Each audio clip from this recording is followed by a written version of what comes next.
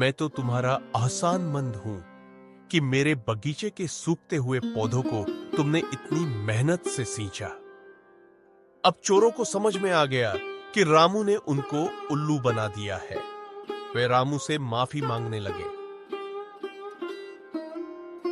यह कहानी है एक छोटे से गांव हरिपुर की, जहां रामू नामक एक चालाक और बहादुर इंसान रहता था। अरे वो रामू, इतने गर्मी में काहे ला परेशान हो?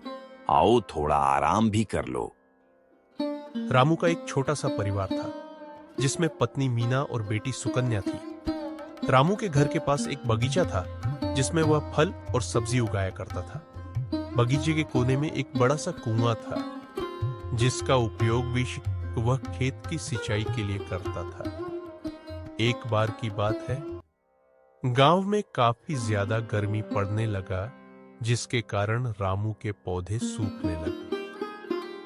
हे भगवान, ये तो मेरे सारे पौधे सूख रहे हैं।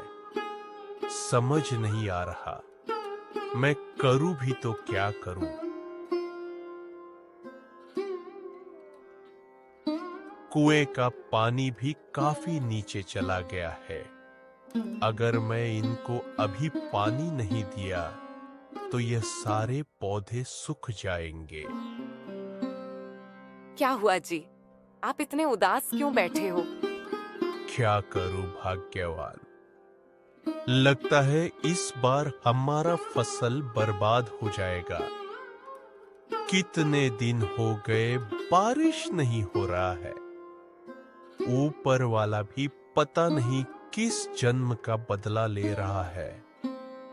ऐसा ना कहो जी, ऊपर वाले पर भरोसा रखिए, वो कुछ ना कुछ जरूर करेंगे। रात का भोजन करने के बाद छत पर टहलते हुए रामू बगीचे का निरीक्षण कर रहा था। तभी उसने अपने खेत के पीछे की झाड़ियों में कुछ हरकत महसूस की।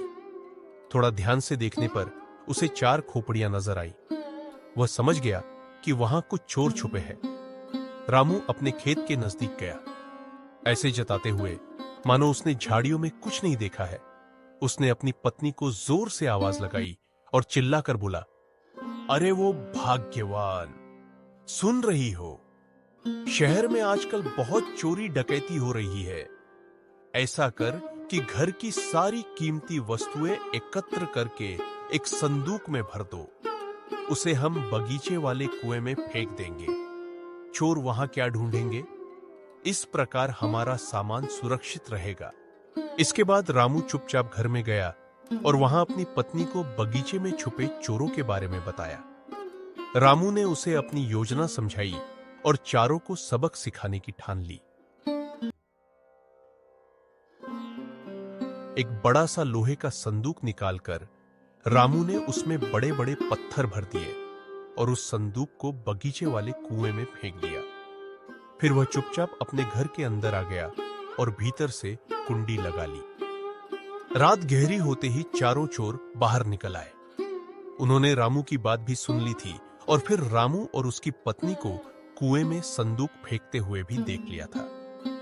अरे वाह, आज तो लग रहा है ऊपर वाला हम सब पर कुछ ज्यादा ही मेहरबान है, जो कि हमें खजाने से भरा हुआ संदूक ही मिल गया। चारों ने संदूक को रस्सी से खींचने की कोशिश की, पर वह बहुत भारी था। अंत में थक हार कर एक चोर ने सलाह दी कि क्यों न कुएं का पानी बाहर फेंक दें, और फिर काम शुरू कर दिया। इसी प्रकार पूरी रात बीत गई। जब संदूक का ताला दिखने लगा तो चारों चोर कुएं में उतरे और संदूक का ताला तोड़कर उसमें भरा सामान निकालने लगे। संदूक भारी पत्थरों से भरा देखकर उनके आश्चर्य का ठिकाना न रहा। रामू अपने कमरे की खिड़की से यह सारा तमाशा देख रहा था। सवेरा हो चुका था। रामू को बगीचे में घुसते देखकर चारों चोरों ने भागने की कोशिश की तो रामू जोरों से चिल्लाया, अरे दोस्तों, मुझसे क्यों डर रहे हो? मैं तुम्हें पकड़ूंगा नहीं। मैं तो तुम्हारा एहसानमंद हूं कि मेरे बगीचे के सूखते हुए पौधों को तुमने इतनी मेहनत से सींचा।